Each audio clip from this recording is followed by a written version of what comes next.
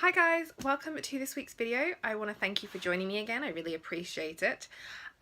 This week you may have already seen over on social media I have a theme going on, and I'm talking all things D word, diets. Now, as I'm sure you're already thinking, the word diet or diets is a really broad topic to be talking about. And so I really have dug deep and thought about three things that I could really tell you at this point about diets that I think is going to give you some insight and some information. So, when I'm talking about the word diet today, or I'm talking about diets or my diet, I am not talking about any kind of products, any diet plans or programs. I'm not affiliated with anybody. So I am purely talking about diets in relation to health. And what I mean by this is we often hear the phrase thrown around, I need to go on a diet, I need to go back on a diet, I need to start dieting. I've done that. I've been victim to that phrase or those phrases. And what I really want to clarify is that when I'm talking about diets today, I'm talking about our health. I'm talking about the nutrition we put in our body, the food we eat. That's really the kind of diets I'm talking about. So I'm going to be breaking it down into three different kind of topics or elements about diets. The first one is I'm going to give you two questions that you should be asking yourself and addressing before you make any changes to your diet, whether it's for weight loss, whether it's for health reasons, which of course weight loss is, but whether it's for health reasons and not necessarily weight loss, or whether it's if you're, for example, going to be, you're considering changing to vegetarian or vegan, you should still be asking these two questions. Then I want to kind of clarify something that I've put up on social media this week about your health status, what I mean by that, give you a bit of insight into what my health looked like back in 2010 and what it looks like today. And then I want to give you a little idea of why I'm telling you about that. So first things first, those two questions. So the two questions you should be addressing before you start any changes to your health or your diet is, one, is this change in nutrition going to allow me to discover more about my health? And what I mean by that is, are you going to learn more than about how to count calories? Are you going to learn more than how to count points or sins? It's really fundamental for long-term results that you actually learn more about your health than just how to count calories, that you learn more about your health than whether a grande skinny latte or a grande Americano with cream is going to be the right choice for you. You really need to learn more about than just what kind of food to choose. You need to understand why you're choosing it. So kind of things that I've learned, or that I would love for you to figure out, is which foods you should be eating because they make you feel great, which foods you should avoid because they make you feel like crap, which foods make you bloated, which foods provide you with energy that you need. Do you need as much carbohydrate as you thought you did? Do you need more fats? This kind of stuff is really like a test, a play around. You don't necessarily know that until you really start digging deep and figuring that stuff out. And we can go into that in greater detail in another video. And the second question that you should always be asking yourself is, can I do this long term? It's really, we talk about this a lot. We talk about people doing diets for, a few weeks, or, massive drops in weight loss for a wedding or a holiday or whatever it might be. But can you do it long term? And long term is not 6 months to 12 months. It's not 3 years. It's not 6 years. Long term is forever. Long term is something that you should be able to create a healthy lifestyle and change your diet or your nutrition, that you can see yourself doing it forever. And we kind of get caught up in the results that we want right now. We crave urgency when it comes to weight loss. We want to see, we want to wake up thin. And I talked about that last week. We want to wake up tomorrow and be thin, or we want to wake up tomorrow and it be easy. It does get easier, but only when you do step one. It gets easier because you understand things a little bit better. You understand more about your health. You understand more about your body, what your body's asking for, what your body actually needs. And then, as I said, once you've got step one kind of down, step two just follows, because you can do it forever. So really think about that. As I said, it's not just about changes to weight loss. It's about changes in your nutrition that are for your health benefits, for weight loss, or even if you're just looking to change your lifestyle. As I said, if you're wanting to change to become vegetarian or vegan, you should still be checking that these things are going to teach you more about your health, because you don't want to be buying more processed food. I want you to be as healthy as possible, whichever changes you make. So definitely those two questions. Always ask yourself that before changing it. And you could also ask yourself those questions if you're like myself. You know, I've been, 6 years now focusing on my health. I ask myself those questions, probably every year, because my diet changes, my goals change, my diet changes. And I've touched on that this week on social media about the ways I've changed my diet since 2010. In 2010, I was eating a lot of junk food. So at that point, processed food was the change I made. In 2012, when I invested in a personal trainer, 2013, I was obsessed with weight loss. So for me, it was about minimizing the calories, but still having a lot of healthy foods, still trying to increase my protein, because I was really learning about macronutrients at that point. And right now, I'm trying to figure out what makes my body feel great. And so I'm not necessarily obsessed with one particular food group. I still follow some of the habits I started back in 2010, drinking water. I gave up soda in 2012. I still don't drink soda. But you can kind of see you have to learn more about health than just counting calories. Counting calories is actually quite simple because they're on the packets. You know what you're looking at. You can find it on the internet, how many calories are in foods. So that's not the complicated part. The complicated part is learning more about your health. So the second thing I want to talk about is our health status, our current health status, and why that dictates what healthy looks like for us, and why we shouldn't be using other people's health as a kind of a confirmation of what we look like. So let me explain.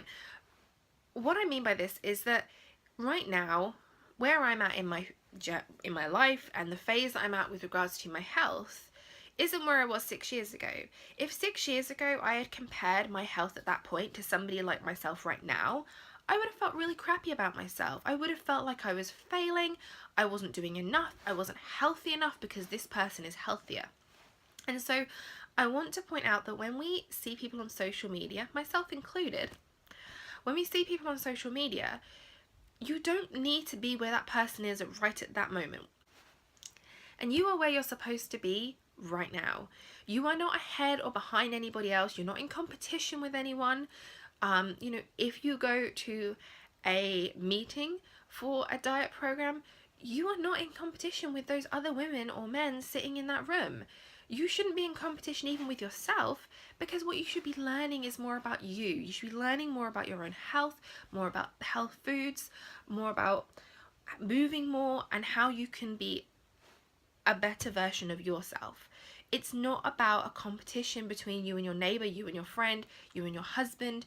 We've all been there. I've been there so many times, and I've made weight loss a competition. I've made health a competition, and all that ends up happening is that I feel pretty crappy about myself. So I take on the notion now that my health is dictated by me. It's nobody else's body. It's nobody else's life. And, do I sometimes think when I'm eating a piece of chocolate that person could be judging me? Yeah, I still get kind of caught up in that. But who cares? They can judge me all they like. That piece of chocolate doesn't dictate my entire diet. When I order my coffee with cream in Starbucks, that doesn't dictate my entire diet. That dictates one coffee with cream, which I have because it makes me feel good. But, I don't feel like I'm going to lose 10 pounds because I have coffee with cream, but I don't reach for a load of crap. And I stand there in Starbucks and I own my choice, and my choice is mine. So I really want you to feel like your health is dictated by you. You are on this path, you are on this journey. This is one phase in many phases for the rest of your life. You're not going to figure it all out right now. But if, as from last week's video, if you take your habits one at a time and change one thing, you will slowly learn more. You will be able to do it long term because you're not going to change everything at once. Please don't, because it's really, really overwhelming, as I said last week. So yeah, your health status is owned by you. Nobody else gets to dictate to you what healthy looks like. And that's why a lot of the time when I write things out on social media or in blogs, my answer is usually, it depends, because it depends on your life. I'm currently working with 49 other women who we're all in different parts of our lives, different stages of our life, we're different ages, we live in different parts of the world, and so our health statuses are different. We're not all the same, and neither are you guys. So please don't think when you see me posting a picture of a piece of cake on Facebook that that's what my diet looks like. It's one very small part of my day, week even. That's the only cake I had, and I didn't have that whole piece of cake in the picture. But, you know, as I said, it's just a snippet of my life. So don't think that you should be eating cake because that's what I'm doing. I had cake because that's what I wanted. I owned that choice. So, yeah. As you can see, I'm very passionate about this. So, lastly, the last thing I want to talk about is I'll give you a little bit of insight into what my diet looked like 6 years ago and what it looks like now. So this really kind of goes with what I just talked about. And 6 years ago, my diet was very junk food orientated. I would sit watching things like The Biggest Loser, and I would sit with my big bucket of popcorn and sweets and candies. And I never really had, I definitely binged, but I didn't have these enormous binges every so often because I enjoy food. I've always enjoyed food. So for me, the idea of starving myself was miserable and I didn't want to do that. So I never really went fully starved to binge. I went on diets, restrictive diets, and I definitely came out of that probably eating more crap than I had beforehand. But really my diet at that time was consistently bad. And what I mean by the word bad is it was consistently poor. My health was poor. I was overweight. I didn't move. I moved as little as I had to. I would literally veg out in front of the TV for hours at a time. That was what I used to do.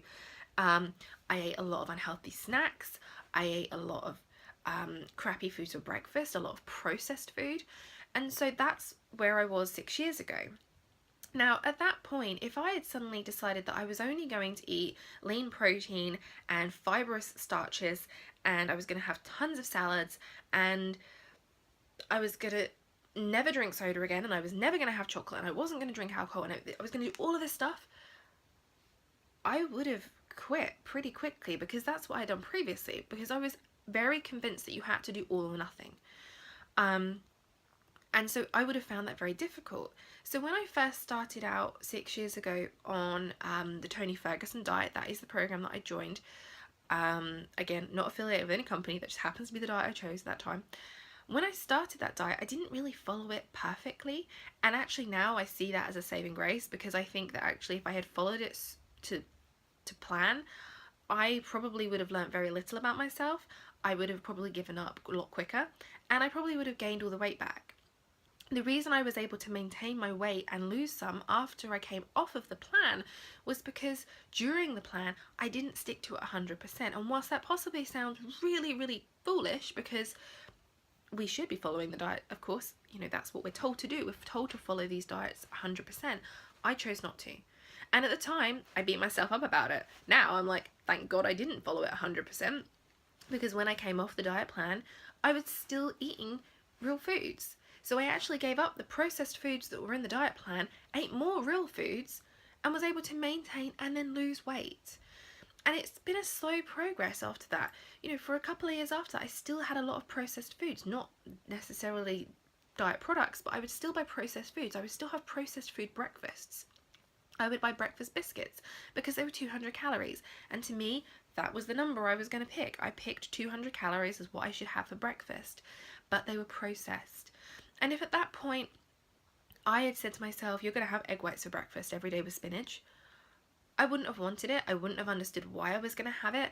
I wouldn't have thought that was going to taste amazing. I didn't know that was going to make me feel good. So I would have been like, I don't want doing that. That sounds horrible. Now, I would never eat those biscuits. I wouldn't have those, and I wouldn't join a diet plan, because I've learned more about my health since then. And I now do like egg whites. I do have egg whites with spinach, not every day, but I do have egg whites. And the reason I can enjoy them is because I see how they make my body feel. I'm not hungry at 10 o'clock. So that's really, I want to clarify that with you guys again, that your health status is just for right now. You can reserve the right to be wrong. You can say, I learned something from this. It's okay, I'm going to change what I'm doing right now. So don't feel like every choice you make is permanent. Don't feel like just because you started on X diet that you have to do that forever. If you're learning about yourself, then that's great. If you If you think you can do it for long term, as in forever, then great. But you know what, if after 6 months you're going, you know what, this isn't really working anymore, I'm not learning what I thought I would learn, I can't see myself doing this forever, research, find out more about your health.